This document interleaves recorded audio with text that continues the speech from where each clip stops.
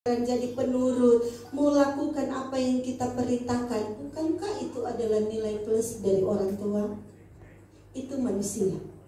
Bagaimana dengan Tuhan kita? Ketika kita mau hidup sepenuhnya turut kehendak Tuhan, bukankah Tuhan mau supaya hidup kita, supaya pribadi kita akan menjadi pribadi-pribadi yang luar biasa, diperhatikan Tuhan pasti. Diperhatikan Tuhan.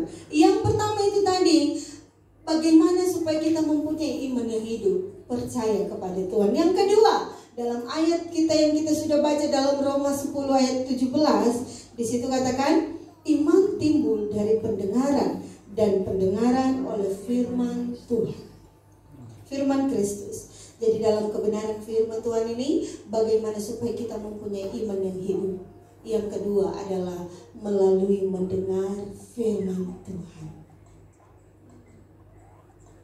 Bagaimana iman itu akan hidup dalam hidup kita itu dengan firman Tuhan. Itu sebabnya ketika kita ada di dalam ibadah, dalam persekutuan ibadah, tidak sedikit orang, tidak sedikit anak-anak Tuhan. Saya pernah berjumpa, atau kami pernah ngobrol dengan satu keluarga, dia bilang seperti ini ya. Ini soal masalah ponsel, handphone. Sekarang handphone itu semakin canggih, apapun bisa ada di dalam situ ya. Alkitab ada, lagu-lagu ada, dan lain sebagainya, berita-berita dan lain sebagainya itu ada dalam ponsel. Barang yang kecil tapi itu membuat segalanya. Dia bilang seperti ini, Bu, saya kalau ke gereja saya usahakan untuk saya bawa Alkitab. Kata dia seperti itu ya. Kenapa? Saya nggak bawa, padahal nggak apa-apa. Memang nggak apa-apa ya. Kami pun terkadang kalau misalnya keluar ya, ada ibadah ada yang undang ibadah, nggak bawa Alkitab lagi, tapi mungkin bawa, ada di dalam handphone itu tapi ada ayat Alkitab. Dia bilang, karena saya tahu kelemahan saya. Dia bilang, saya tahu kelemahan saya. Kelemahan saya itu adalah saya orang yang suka iseng. Iseng dalam arti kalau pegang handphone, biasanya kalau pegang handphone itu bukan cuma satu yang saya lihat Alkitab. Terkadang waktu lagi baca Alkitab muncul notifikasi di atas ya. Ada pesan masuk, WA masuk, iseng kan kita turunin, kita buka WA-nya. Yang ada Bu, itu dia yang ngomong, yang ada Bu, saya jadi tidak konsen dengan firman Tuhan. Saya mulai baca satu persatu WA-nya, dan akhirnya setelah firman Tuhan itu sudah selesai, saya nggak tahu firmannya tentang apa. Itu sebabnya ketika saya selalu, dimanapun ketika saya menyampaikan kebenaran firman Tuhan, saya selalu katakan, bagi jemaat Tuhan yang memiliki handphone, punya fasilitas Alkitab di dalam handphone, ketika baca firman Tuhan, manfaatkan waktu untuk baca, bukan untuk melihat hal-hal yang lain ya, supaya firman itu akan kita dengar dan itu akan kita hidupi. Apa artinya kita ke gereja, kita datang beribadah, sudah meluangkan waktu datang ke gereja, datang beribadah kepada Tuhan. Tapi ketika kita beribadah kepada Tuhan, kita masih menyempatkan untuk mengurus segala sesuatu di luar, engkau tidak akan pernah menikmati sesuatu. Tapi coba 1 jam itu kita beribadah kepada Tuhan, kita nikmati firman itu, nikmati ibadah itu akan bermanfaat penuh dalam hidup kita.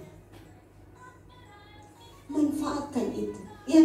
Iman timbul dari pendengaran akan firman Kristus. Jadi ketika engkau mau supaya hidupmu atau pribadimu, iman itu ada dalam hidupmu dan bertumbuh hidup dalam hidupmu, yaitu melalui kebenaran firman Tuhan. Siapapun kita, baik dia seorang pendeta, dia itu adalah manusia dan dia butuh firman. Kami pun seperti itu, kami butuh firman. Jemaat Tuhan pun seperti itu. Kita semua membutuhkan yang namanya firman Tuhan. Sebabnya ketika kita mengakui dalam hidup kita, saya butuh firman-Mu Tuhan. Manfaatkan setiap setiap waktu dalam hidupmu ketika kita beribadah kepada Tuhan, untuk kita lebih sungguh-sungguh lagi dalam beribadah kepada Tuhan, lebih khusus mendengar firman Tuhan. Kita masuk dalam hal yang berikut, iman yang hidup. Atau yang dikatakan, apa sih yang dikatakan iman yang hidup itu? Menurut cara pandang Tuhan, menurut cara pandang hidup kita, itu iman yang hidup seperti apa? Saya dapati dalam kebenaran firman Tuhan, yaitu di dalam Matius pasal yang ke-8. Saya akan bacakan Matius 8 ayatnya yang ke-10. Matius 8 ayat yang ke-10, saya bacakan ayat ini. Setelah Yesus mendengar hal itu, heranlah ia dan berkata kepada mereka yang mengikutinya, "Aku berkata kepadamu, sesungguhnya iman sebesar ini tidak pernah aku jumpai pada seorang pun di antara orang Israel." Yang pertama, iman yang hidup menurut cara pandang Tuhan, atau menurut kehendak Tuhan.